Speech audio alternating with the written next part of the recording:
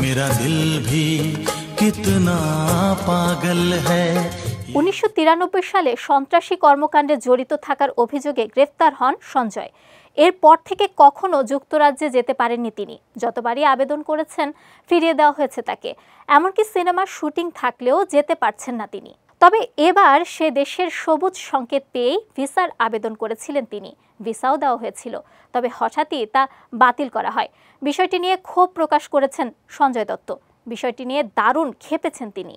বোম্বে টাইমসকে দেওয়া এক সাক্ষাৎকারে সঞ্জয় জানিয়েছেন তার প্রতি অন্যায় করা হয়েছে।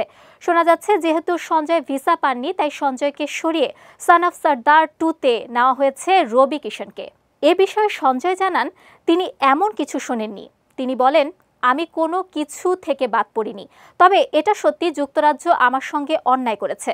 তাদের উচিত এটা সংশোধন করা।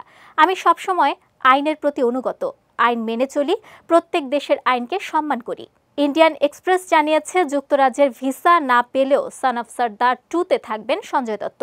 যুক্তরাজ্যের শুটিং শেষে ভারতে ফিরলে সেখানে তার অংশের শুটিং করা হবে।